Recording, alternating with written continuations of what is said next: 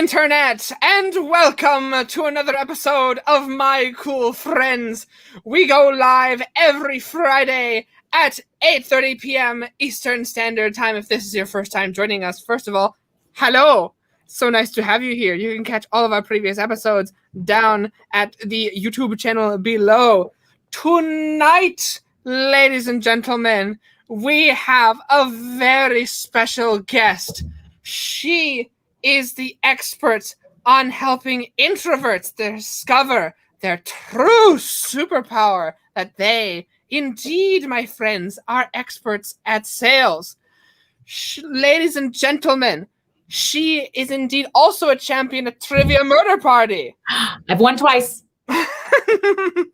She has 2 crowns upon her head. Yeah. Ladies and gentlemen, please help me welcome, with homemade sound effects, Miss Aleasha Bahr. Thank you. I am so happy to be here, Ben. So excited. I am so happy to have you here. Thank you for joining us tonight, Miss Aleasha. We're kicking off the weekend. I feel like I'm on the late night show. It's like the late show. You are on the late show. It's a homage to Craig Ferguson. All right. I don't know who that is. Who is that? Oh my! We're gonna have a YouTube playlist queued up for you in the post show. Miss Aleasha, yes. I have gotten to know you very well from our game show nights. And I must say, you're indeed an expert on sales strategies, and just outside the norm expertise. And I must ask you, if there's anyone watching that feels like, I've read all the books, I've done all the homework, I've bought the courses that the ads told me to buy, and yet I still feel like I'm bad at sales. What would you say to this person? I would say that it's not you. Yeah, it's not you. It's definitely the strategy you're using. So I kind of compare it to like wearing like somebody makes you wear bedazzled jeans. And they're like, you got to wear these and act like they're so you and on brand, and you're like awkward in them. And they're like, no, just wear them a couple hundred more times and then it will feel like you, as opposed to like walking out in what you feel most comfortable in. So you're using like a generic sales strategy. It's really funny that a lot of us have these like very intentional, well thought out companies, but we're using like some generic sales framework that has the same questions that like a nutrition coach and a business coach would both ask. And like, why would they both ask the same questions, Yeah. So you need something like, I give yourself permission to not do the stuff that feels bad, because if it feels bad to you, then the prospect can definitely tell that it feels bad also. And introverts in particular are usually trying to act like extroverts, but they have some incredible superpowers for sales, like empathy. Really important for sales. And, listening, curiosity, like genuinely asking questions that lead to more questions, not leading you to just sell someone, which are what most sales strategies questions are designed for. So, yeah. The questions that are meant to get you to the next question that they have in their script. Is that what you're talking about? Yeah, but like they're not really getting at what's going on. So they're like, how will your life be different in 12 months if you solve this? And what will it feel like if it doesn't, if you don't solve it? And it's like not relevant. You know what I mean? I think I get what you mean. Like, if I was like giving an example of something that we might be selling for, like a mock-up selling, if you would. Okay. So let's say fitness and health offer. Excellent. And they're talking about, bringing somebody in to lose however much weight. And they're like, how will you feel in 12 months if you lose 30 pounds? And how will you feel if you don't? Aren't the answers obvious? And then they want to dig deeper and ask like how they feel about it and how they feel about it until they're like sitting and marinating in pain. Mm-hmm. And yet I'd say those answers aren't quite obvious, because I know in health and wellness, I was talking to someone about this exact topic, and not everyone's goal is to like get completely jacked. And in that space, everyone's convinced that like, oh yeah, everyone wants to get completely buff, but not everyone's goal is. Maybe someone's goal is to just be healthy. Is that kind of what you're getting at? No. So like they would be like, it doesn't matter what their goal is. It doesn't matter if it's somebody solving migraines permanently or somebody helping you scale a business. It's the same question. Like, how will you feel if you solve this in 12 months? And how will you feel if you don't? And the answer is, I'm going to feel great if I solve it. And I'm going to feel like shit if I don't. Like, right. That's just what everybody's going to say. Like, so instead of asking stuff that's specific to somebody's situation, like, hey, like for your offer, Ben, you help people rank on YouTube. So you want to ask someone, you know, like, what is your current SEO strategy? Like, have you done video before? What are your goals with video? These are all specific to you. Right. And your offer. And they make sense because they give you information that's valuable. So the other person is like, oh, this person is asking me questions that make sense. And they even position you as an expert. So you're like looking forward to what you have to say because you're asking good questions. Right. And for this example that you're giving, like, oh, so what have you done before with SEO? Some people might even ask, or might even answer, I don't know what that is. And then that would lead them down of information. Yeah. Right. Yeah. And then you would be like, okay, you know how you can rank at the top of Google. Have you heard of that? Like, and if they haven't heard of that, it's like when you type it in and you're searching for something, there's a list. And if your website's at the top, you get a lot of business. And everybody knows that. Right. That you could almost compare it like, I'll throw out another example. You can compare it to cooking. It's like if you're going to repeat a process and have an excellent dish, then that's your cooking recipe. And then it's the exact same way with ranking something, ranking a website or ranking a video. There's a process that you repeat for it, just like anything else. Okay. Yeah, that is the solution for it. I don't know if it explains what it is, though. And I think that might be that's another question that I'd like to embark upon you, because as introverts, you know, sometimes we get so wrapped up in, you know, the thing that we're excited to sell that we that we forget to like actually explain, like, oh, I'm explaining what it is. I forgot to explain what it does. So that's not just introverts. That's like anyone who's passionate about what they're doing. Mm-hmm. It's really easy to forget what buzzwords are that you just accept as, you know, common knowledge and that the other person doesn't understand. It's also really common to expect that they understand why you're telling them about something. A lot of people don't connect a dot. So like, we do audits on your site, and they just like don't say, so that we can identify what's missing and help you rank faster. Like they don't connect that dot. They assume the other person is connecting it. So that's super, easy to do. Yeah. And how would you? Close to it. You're just too close to it. Oh, no. Am I too close to the mic? No, like you're too close to your business and offer. You forget what it's like when you don't know everything. Yeah. So my next question would be like, let's stick within this hypothetical that we're in. Okay. Let's say that I'm someone who's selling websites, and like, oh yeah, we do audits on your website so that it can rank higher, so that we can catch the things that you might have missed. And what if that person then comes back and says, oh, well, it's a website that was built by me, so of course it's fantastic.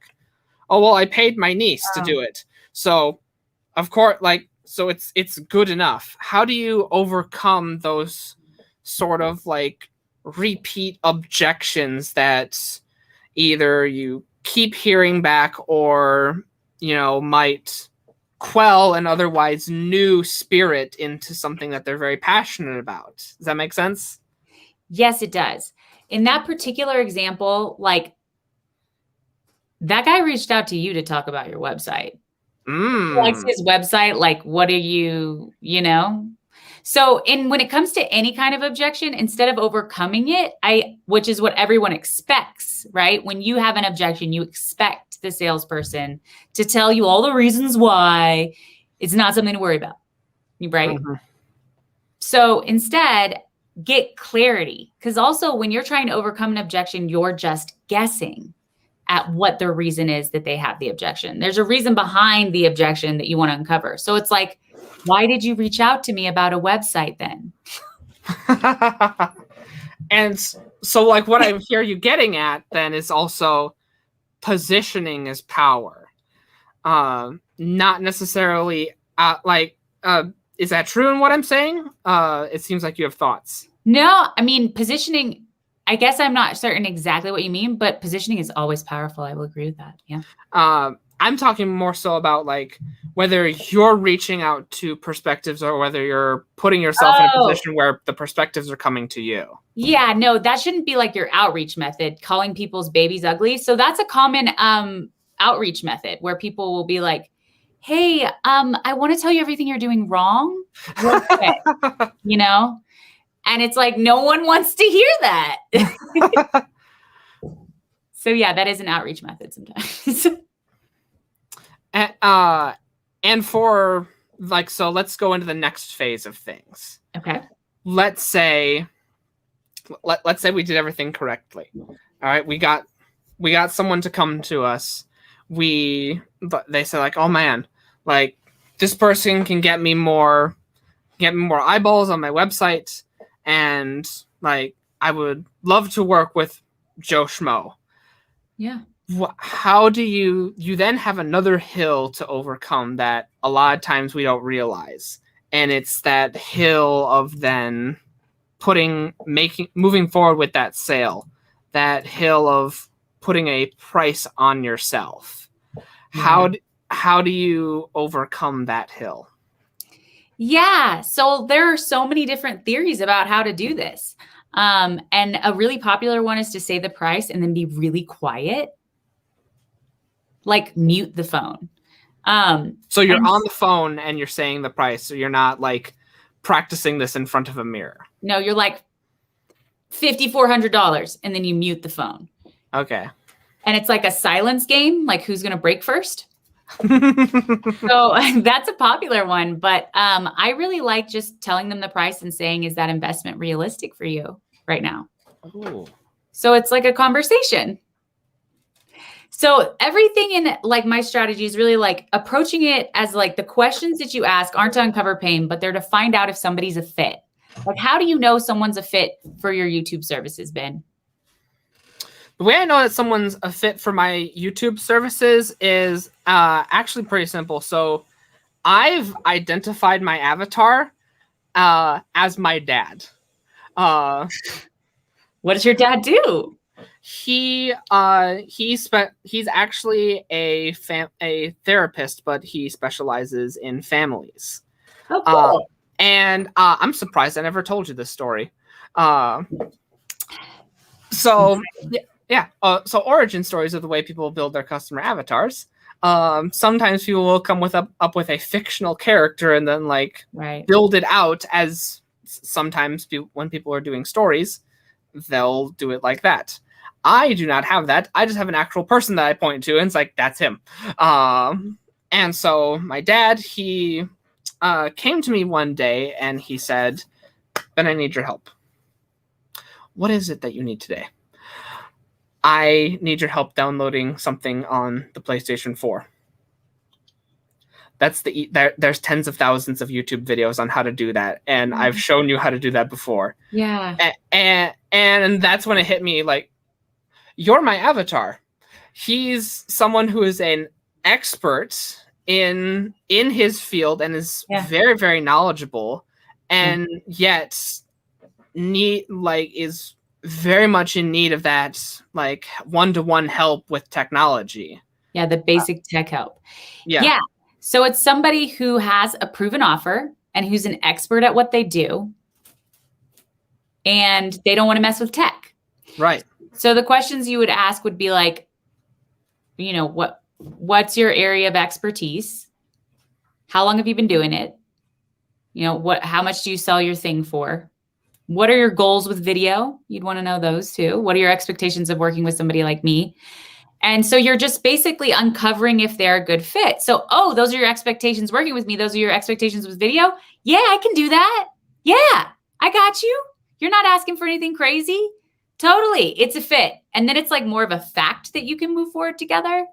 You know what I mean? But everything is about clarity. You know how I mentioned earlier, like it's about asking more questions in the objection. It's not just about like overcoming it. The whole like strategy for anything in the sales conversation is just understanding what the hell is going on, what the person needs, and if you can help. And then if they're like, nah, I don't think you can help, is basically what they're saying in some form of an objection. You're like, okay, tell me more about that. It sounds like I'm missing some information. Like, what's up? So I love how you're identifying this is that you are painting the expectation flat out there on the call. It's like, that's true. Yeah. What do you need? How can I get you from point A to point B, and what is your vision of point B? Yes. And if it lines up with my vision from where you're starting on point A, then I can do that. Let's do it. Yeah. And here's all the examples of how I've done it before. Yeah. Exactly how to do that. Yeah. And what you also touched on there is like, okay, so what am I missing from your vision of point B? Yeah. Cause if you're like, from what you're saying, it sounds like, yes, this is a good fit and I can do this for you. And then if they say something like an objection of some sort, it's like, oh, okay. So that's what it sounded like when I was missing this information. What information am I missing? You know? Mm-hmm. And the person basically usually it's like they realize how silly it is what they're saying. A lot of times it's just fear coming out in like a weird sideways way, or like lack of clarity. It's lack of clarity. They're not clear on something. And so they're scared. And so they're coming up with these weird things. And when you understand, like for example, I sold an offer where, you know, they helped people set up businesses with websites, rank and rent. And people would ask like, but do they show you this part of SEO? And do they show you that? And they would ask like all these weird questions, you know? And it's like, are you asking if it's all in there? Like it's all in the course. Like it's definitely there and there's lots of support. Like, are you concerned about it not all being there? Like, are you concerned you're not going to be able to get help? This is the person who purchased was asking this? Yeah, like they'll ask like really weird, like it's like what I was saying, the objection behind the objection. You want clarity. Right. So you're just basically like, hey, like, okay. They're like, I'm worried time will be an issue. It's like, how many hours do you have? Like, what does your time look like right now? Right. Like, help me understand like what we're working with. Oh, no, you only need an hour a week. It sounds like you have that. Mm-hmm. Oh, really? I thought that it was more than an hour a week. No, it's just an hour. And if you'd never like asked more, it like most people would just be like, actually, it's really not much time. And you know what I mean? I do. Yeah, I do. It's that almost like when I think like human beings are almost like subconsciously afraid of change. Well, they're just afraid they're like missing something. And they assume that the other person, the salesperson, has all the information that they have in their head. And they don't. And the salesperson assumes that the prospect has all the information that the salesperson has in their head. Mm-hmm. So like, I'm being super clear. And the other person's like, I'm being super clear. But you don't realize that you're not telling them some information that they want or need to know because they don't know to ask it, basically. Yeah. So how do you, it's almost like you're building what I see is like the two are building a bridge between one another. And so how do you how would you describe that process of building that bridge and making sure that all of those questions that need to be asked are asked? Yeah. I mean, like I just did with you, like, what do you want to make sure to know if it's a fit with somebody? Mm-hmm. You need to make sure that you can achieve whatever they want to achieve based on where they're starting. You want to make sure they have like the right number of hours or the right number of budget or the right expectations on timeline. What do you want to achieve with YouTube, with fitness? Yeah. Insert your thing. If they're like, if they tell you, I want to have 1 million subscribers in, 90 days, you would be like, okay, that's not realistic. This is what is realistic in 90 days.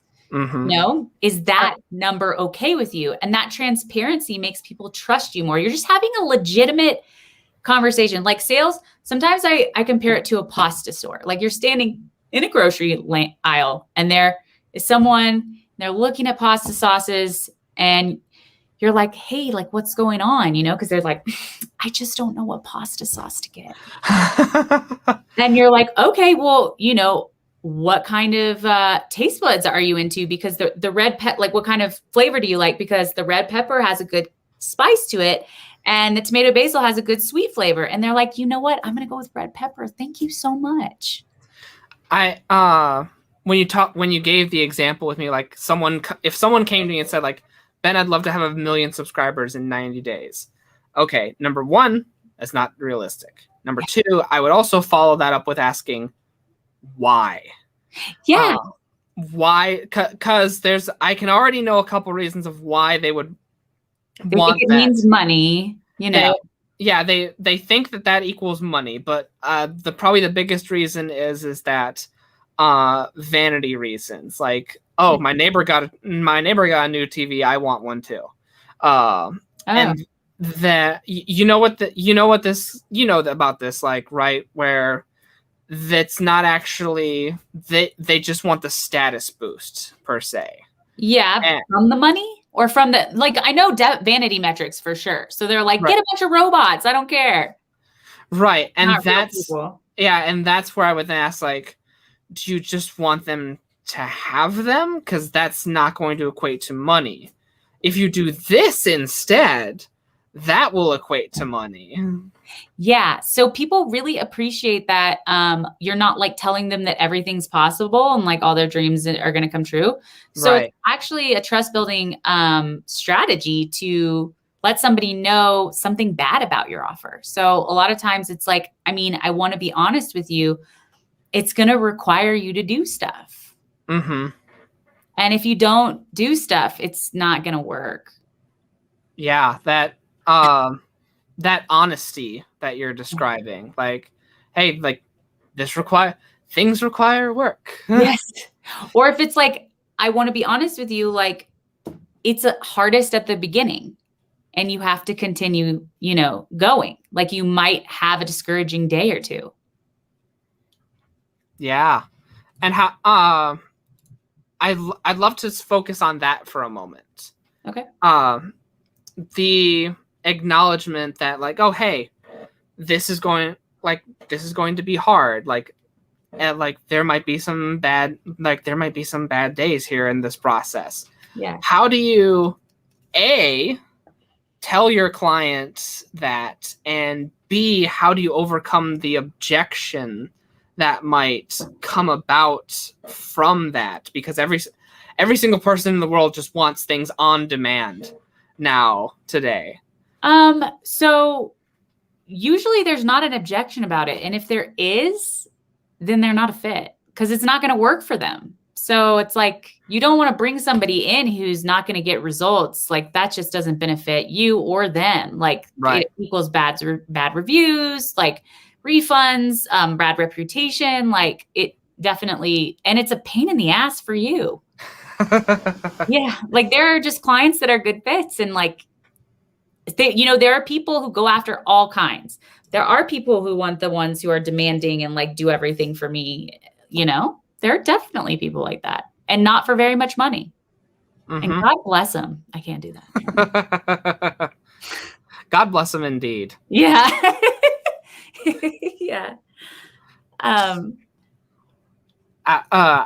was going to say, did you have another thought? I almost forgot what we were talking about. We were talking about, my question in turn was asking about being honest about that. Yeah. So it's always the hard things. Yeah. So it's a strategy I would recommend, actually saying something that is hard about your offer, because it also manages expectations and it prepares them and it gets them excited because they know everything now. They don't just know like the good things. Like, haven't you ever had somebody be like, okay, I mean, you're telling me all the good things. What are the bad things? Like, people ask that on sales calls for sure. Right. The healthy skepticism.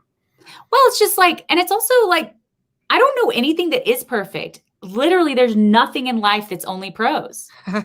Everything has cons. Can you think of a single thing in life that's all pros and no cons? Chocolate milk.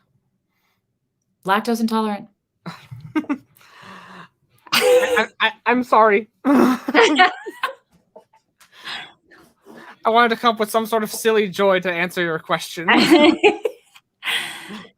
I mean, also calories. It's kind of like calorie. It depends on the person.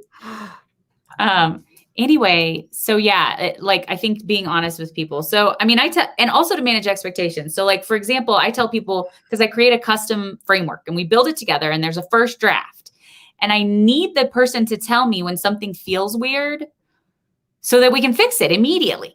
Right. And a lot of times people like feel bad or something. And so I'll find out like weeks later that they've just been eliminating the part that felt weird. And I'm like, how many sales calls have you likely wasted? If you had just told me, I could have fixed it. Like, so I tell people in the beginning, like, I really need that honest communication. Like, I emphasize it. Like, so it can be like, yeah, that's something like the first iteration might not be the final iteration, but it'll be perfect, by the end, and definitely pretty soon. Sometimes it works really well from the beginning, but I mean, the first version of anything, it's like the first time you try to learn an instrument, but not as drastic. Speaking of learning how to play an instrument. Okay.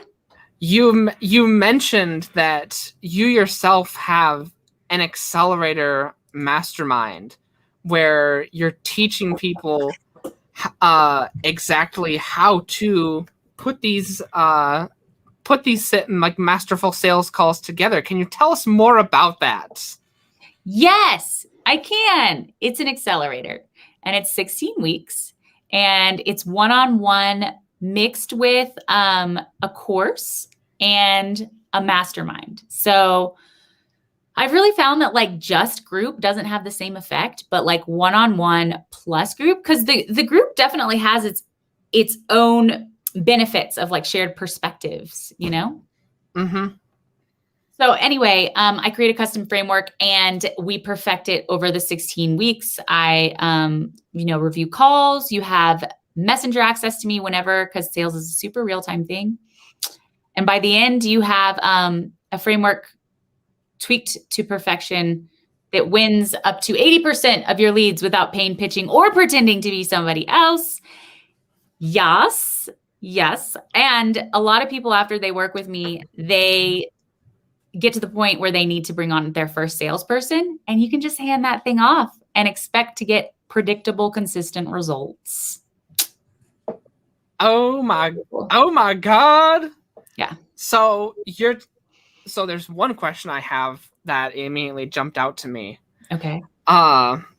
Is that you described through this 16-week process that you're reviewing calls. I am. Which means by that, it must mean that calls are happening in this 16-week process. It's true. So people do confuse lead gen and sales a lot. And no kidding. Yeah, they're totally different things. And so lead gen, I mean, I inevitably help with like marketing, offer, messaging, because I, had my own marketing agency for 3 years, but it's going to take a while to do lead gen and sales. If you have one lead a week, one appointment that can afford you and needs and wants what you sell, I can guarantee to double your investment. Like, it happens real quick if there are meetings on the calendar. So that is my favorite, is just helping people make money like real quick. And ladies and gentlemen, I can tell you that even it, like, what if you were to walk away from this and just simply have your first call with your dream client? Forget about like, oh man, like what if I could get a sales call every single week, which is what she's talking about. What if you were to get your first sales call with your dream client? What sort of magic would that bring into your life? Yeah, it's pretty magical when you are getting the right fits. Because I do also work on like pre-qualification too. So tell me more. Yeah, well, it's basically like a questionnaire of things that are really important for you to know that someone's a fit for you before you get on the call. Because like, they don't want to talk to someone that's not a fit for them as much as you don't want to talk to them. You know, it's like saving both of you all the time. It's like dating. Yeah, it is so much like dating. Sales is like, hey, like, do you want to have kids? Like, that's important. We should talk about that. How do you feel about finances? And then if it all makes sense, then like, you're like, okay, let's get married. Yeah, it's a great comparison, Ben. So, yeah, that's what pre-qualification helps with. And like, ideally you've had some calls. I wouldn't say it's the first sales call that they've ever had, because then they probably don't, you need to have some kind of offer, like a proven offer. That would be important. And an expert at what you do. Yes. You can't be like brand spanking new. You have to have some idea what you're doing. Yeah, for sure. All right, I'm looking for some sales calls. Cool. What do you sell? Nothing. Or like, I just started. But I mean, if you just started and already are getting a ton of leads, like, you're doing something right. Because it usually takes a while to start getting a lead flow. Yeah. Yes, that indeed. So Aleasha, we touched on like, okay, you should probably have an offer. What else should someone have before getting into this? Or is an offer the only sword that we need to have on our backs? Well, you know, you need to have at least one sales call a week, at least one. And you need to have an offer that has actually gotten people results, and an expert at what you do. And that's it? That's it. Awesome. Ladies and gentlemen, I highly recommend going and checking out Aleasha's. You can go and check out the Calendly/Aleasha Breakthrough link down below, and go and check out her Accelerator Mastermind. Yes. I know I certainly will be. Okay, good, Ben. Oh, and that service has to be more than $1,500 that they sell. Because then you get a return real quick. It has to be more than $1,500, which that even brings up another question of like prices. And I've often compared prices to weightlifting in a way, because as we grow our prices, we grow as a person. So how do you recommend like weightlifting ourselves so that we can get to that point of pitching the $1,500 price point that is required for your offer? Yeah. So almost always when I work with people, they end up increasing their prices, and very easily, because an issue with why you feel like you can't ask for more money right now is that you don't have a good way of explaining what you do, so that the other person understands the value of it. And sometimes you don't even understand like the true result that it brings somebody. Like more sales, like $50,000 in more sales, like a lot less time, like a lot less confusion, a lot less stress, a lot less overwhelm, support, guidance, confidence, success. I mean, there's a lot of things that people just aren't communicating super well. And so it doesn't do it justice. They're basically not doing their offers justice. And as soon as you do it justice, you can definitely charge more. Ladies and gentlemen, do your offers justice. Yes. I kind of like that slogan. Hashtag do your offers justice. Yeah, they deserve it. And so do you. What you're doing is probably badass. That needs to be slapped on a t-shirt and sold. Yeah. Would you buy it? I would. And maybe that should be my slogan. What was it again? Hashtag do your offers justice. Do your offers justice because they deserve it and so do you. Oh. Right? Yes. Because what you do is badass. Oh, we have it on video now. Do you really like it, or are you just like making me feel better? Well, can't I be both? I'm a DC nerd, and so I like the slight Justice League hint that it has in there. Okay, but like the shorter version. You like the shorter version? I like the short and catchy version. Okay. And it needs to be the length of a tweet. Do your offer justice. Do your offers do your offers justice, plural, because we need to make multiple offers. Yeah, that always helps. Aleasha, are there any closing thoughts from you for tonight? I just want everyone to know that they're probably really great at sales, and to recall the last time that they sold their child or their husband or their friend on something that they really believed in and cared about. Everyone knows how to do it. You just have to look at the sales conversation as a regular conversation. That is the golden sale advice for tonight. Ladies and gentlemen, I want to extend a special thank you to Miss Aleasha Bahr for joining us tonight. We will be back next week for another very special guest on My Cool Friends. As always, we go live every Friday. If you want to catch one of our previous episodes, you can catch them over on our YouTube channel. For now, my name is Ben Ebig. I will see you guys next week. Bye-bye, everybody. Bye. Thank you so much, Ben. Thank you. Absolutely.